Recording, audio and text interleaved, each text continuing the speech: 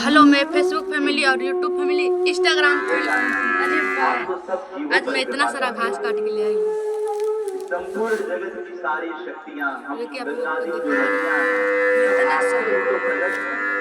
परंतु ये मानव लीला करते हुए यह जो आप हमसे प्रार्थना कर रही हैं कि आप हमें यश प्रदान कर रहे हैं।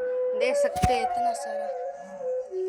देखिए हमारी किशोरी जी जो है मैं घास काट के ले आई हूँ।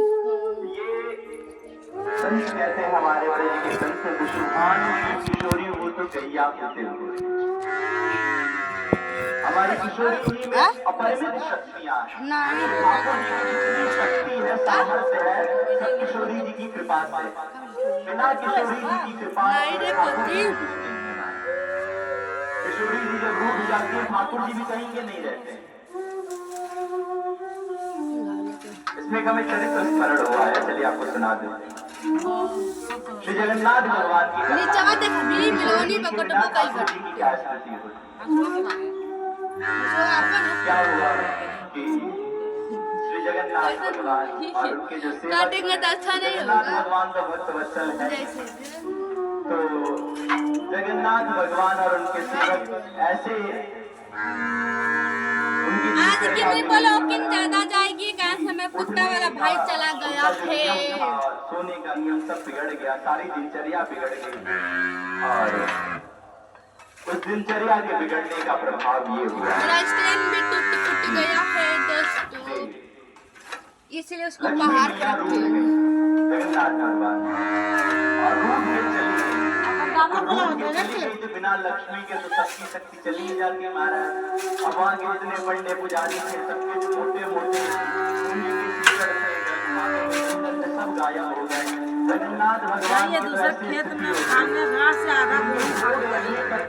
इसको कैसे मालूम कि दूसरे खेत में खड़ी है नहीं पूछिएगा।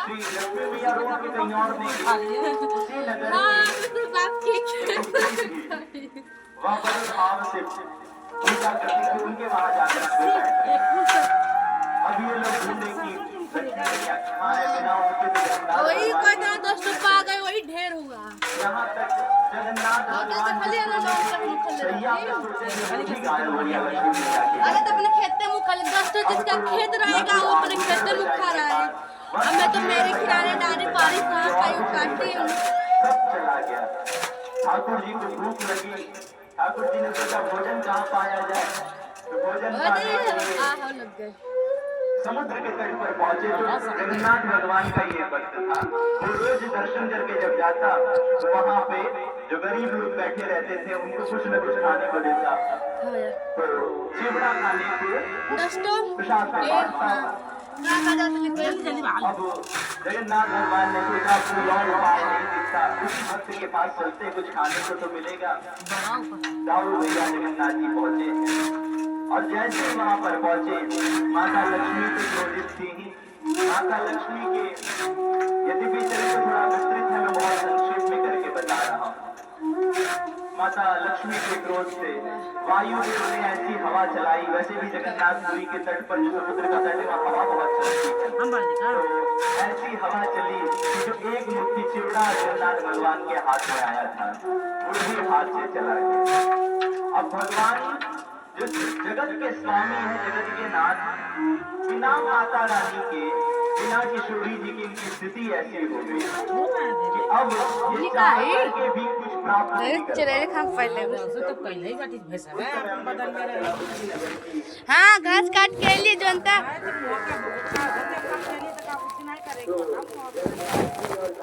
दोनों वहाँ से रूप बदल के गए।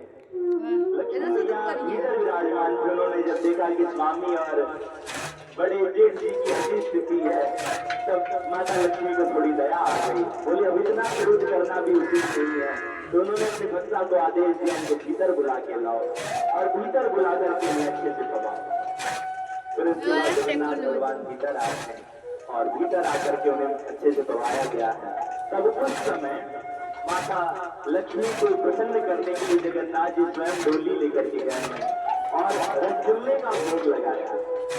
आज भी लक्ष्मी मैया को रसगुल्ले का भोग लगता है और बड़ा प्रिय है। यदि लक्ष्मी मैया को प्रसन्न करना और रसगुल्ले का भोग लगाया जाए तो कृपा मिलती है।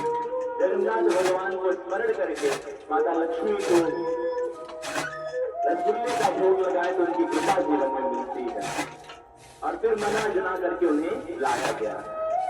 इस चरित्र को सुनाने का हमारा उद्देश्य यही है कि यदि श्री जी हमारी क्रोधित हो जाती है तो हमारे ठाकुर जी भी कहीं के नहीं बचते हैं।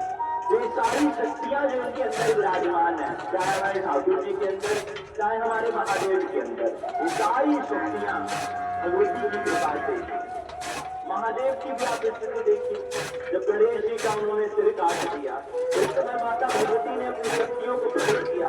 महादेव की रोके न रोके वो शक्तियां, महादेव ने भी प्रयास किया लेकिन वो शक्तियां नहीं रुकी। इस प्रकार का वर्णन आता है, तब माता ने शर्त रखा कि मेरा पुत्र जब जीवित होगा तब जाकर ये शक्तियां विनाश होंगी।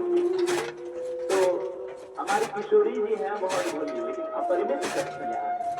गंगा जी भी यही कह रही है ये जानना कि ये सारी शक्तियां आपसे प्रकट हैं, लेकिन आप इतनी भोली हैं कि आप अपने सामर्थ्य को प्रकट नहीं करती। आप अपने इस तरह से